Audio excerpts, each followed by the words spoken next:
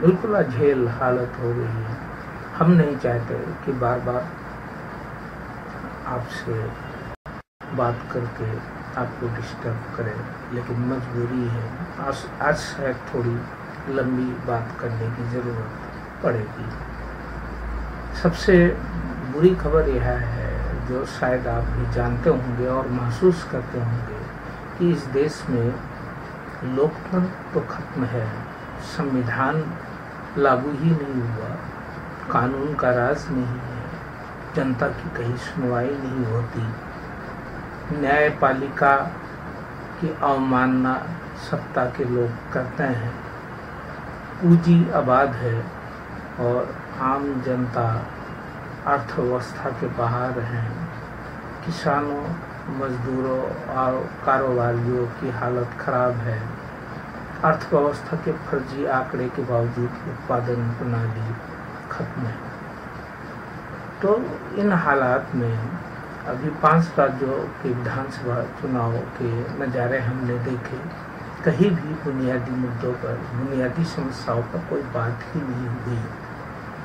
आज सबसे बुरी खबर यह है कि गैरकानूनी आधार कार्ड अब मिड डे मील के लिए भी जरूरी है। इस देश के जो बच्चे मिड डे मील पर निर्भर है, वो बहुजन बच्चे हैं, गरीबों के बच्चे हैं।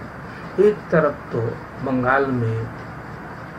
बंगाल जैसे पिछड़े राज्य में स्कूल में दाखिले के लिए 1-1 करोड़ का अनुदान और चंदा दिया जाता है, और अति धनाढ्य लोगों की बात न भी करें, 9 धनाढ्य लोग अपने बच्चों के दाखिले के लिए, स्कूल में दाखिले के लिए लाखों रुपए खर्च करते हैं।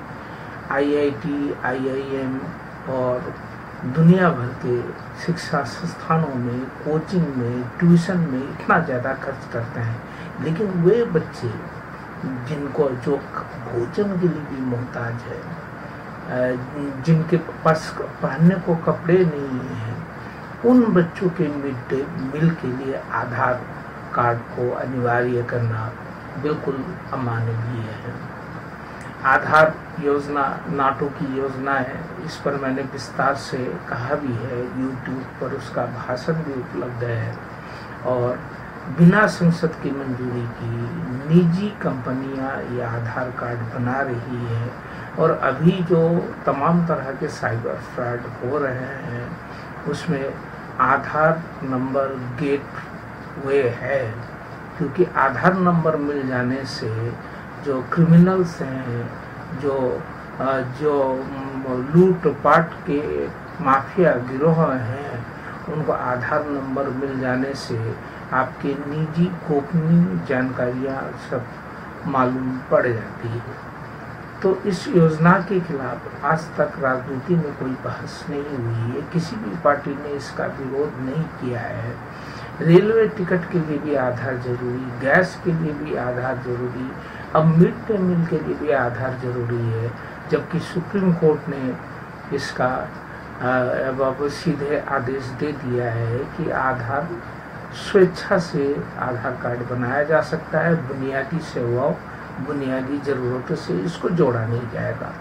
ममता बनर्जी ने इसका विरोध किया है, हम ममता के इस बयान का स्वागत करते हैं। सबसे बड़ी बात यह है, केंद्र में अगर भाजपा की सरकार है और वो RSS के एजेंडे पर चल रही है, तो राज्यों में जो गैर भाजपाई सरकारें हैं, जो राज्यों की सत्ता में हैं, वे क्यों नहीं जन विरोधी नीतियों का विरोध करती हैं, वो क्यों खामोश है? सवाल यही पर है। इसलिए चुनावी नतीजे से कुछ होने जाने वाला नहीं है।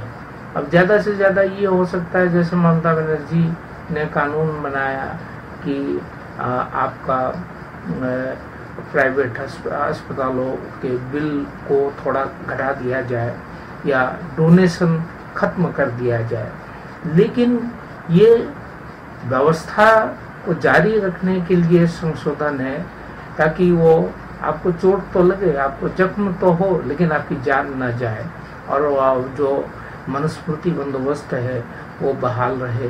उसमें कोई परिवर्तन ना हो। ये जो संशोधन है ये आर्थिक सुधारों को जारी रखने के लिए है, मुक्त बाजार के पक्ष में है। अरविंद केजरीवाल ने भी मुफ्त में कर दिया है, तो इससे कुछ बदलने वाला नहीं है। बुनियादी तौर पे जनता अगर सजग नहीं होती है, अभी क्या हाल हो गया है।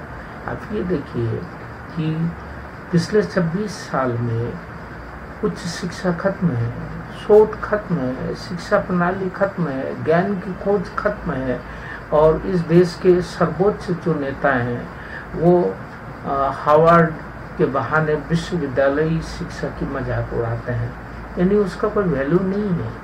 तो बच्चों ने पिछले 26 साल में तकनीक के सिवा कुछ नहीं सीखा है।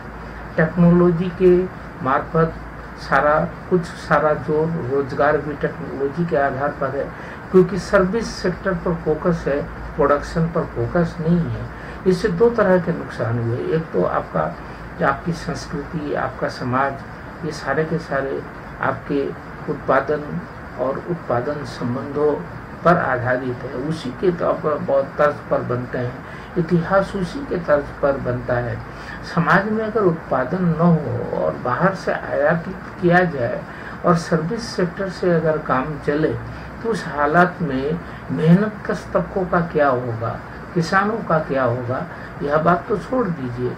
अब हालत ये है कि अमेरिका ने जिसका समर्थन हमारे यहाँ बहुत सारे लोग ग्लोबल हिंदुत्व के नाम पर कर रहे हैं, क्योंकि उन्होंने मुसलमानों के खिलाफ लड़ाई छेड़ दी है। उन्होंने जो ऐलान किया है, हमारे यहाँ भी उसकी गूंज सुनाई पड़ रही है। अभी जो उज्जैन में एक संघ के सिपाही सलार ने ऐलान किया विजयन का 2 करोड़ रुपए का इनाम, और वह उन्होंने दावा किया, सीना ठोक कर दावा किया कि गुजरात में हजारों मुसलमानों को हम लोगों ने मौत के घाट उतार दिया। हम लोगों माने बजरंगी बाहिनी ने, जिस पर क्लीन चिट है सुप्रीम कोर्ट की, और ये इकबालिया बयान है। तो अदालती फैसलों का सम्मान नहीं हो रहा है, संविधान का सम्मान नहीं हो रहा है, कानून के राज का सम्मान नहीं हो रहा है, हो भी नहीं सकता।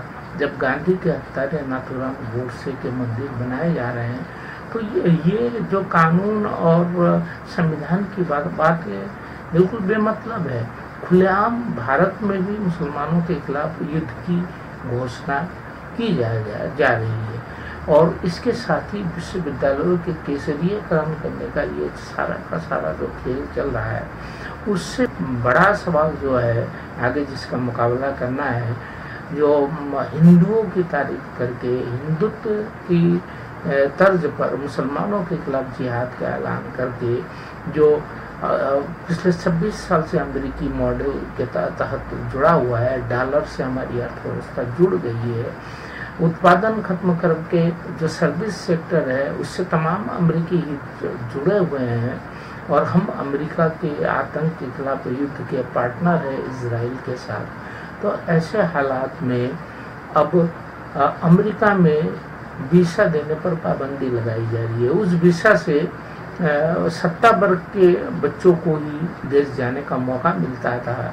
लेकिन जो देश में 2000 रुपये से लेके 30,000 रुपये तक व्यापक पैमाने पर जो बच्चे कॉल सेंटर पर और इंफॉर्मेशन टेक्नोलॉजी के तहत काम कर रहे हैं, जो कंप्यूटर के अलावा कुछ नहीं जानते, ज्ञान होता है फिजिक्स, केमिस्ट्री, मैथमेटिक्स आप जानते हैं, इंग्लिश आप जानते हैं, तो आप किसी भी टेक्नोलॉजी को अडॉप्ट कर सकते हैं। लेकिन आप जब सिर्फ तकनीक जानते हैं, आपको भाषाएं नहीं मालूम, आपको ह्यूमैनिटीज मालूम नहीं है, आपको विज्ञान मालूम नहीं है, आपको मैथमेटिक्स मालूम नहीं है, इस हालात में जिस तकनीक से नौकरी मिली हुई है उस तकनीक से नौकरी नहीं मिलेगी, तो इसका अंजाम कितना भयानक हो रहा होगा। अब अमेरिकी कांग्रेस में बिल पास होने जा रहा है जिसमें आउटसोर्सिंग पर रोक लगने वाली है।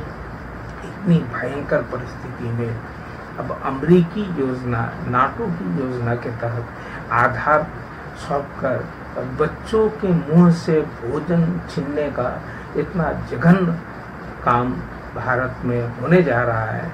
और सोशल मीडिया में जो भी टिप्पणी होती है उस मुताबिक समाज में कोई प्रतिक्रिया नहीं है, राजनीति में कोई प्रतिक्रिया नहीं है, कोई पॉलिटिकल पार्टी जनता के हक में खड़ा नहीं है।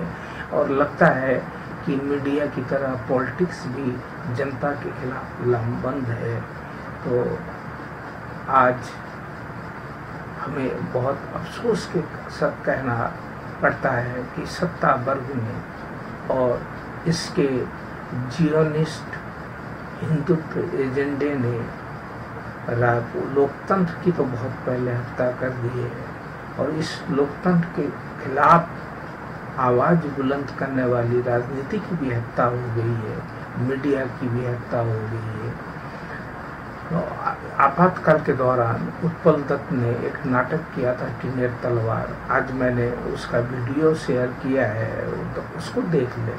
आपातकाल के दौरान रंगकर्मियों ने जिस ढंग से प्रतिरोध किया है आपातकाल का, और इससे पहले ब्रिटिश हुकूमत के दौरान विभिन्न विधाओं, कला माध्यमों में और रंगकर्म में खासकर इप्टा ने जिस तरह का प्रतिरोध किया है, कम से कम हम उस वैकल्पिक प्रतिरोध को मजबूत करने के लिए अगर देश भर में जो वास्तव में चिंता करने वाले हैं, जिनके अपने हित नहीं है, जो देश से प्यार करते हैं, जो जनता के पक्ष में खड़े होते हैं, वो लोग एकजुट होते हैं, तो हम इस हालात से भी निकल सकते हैं।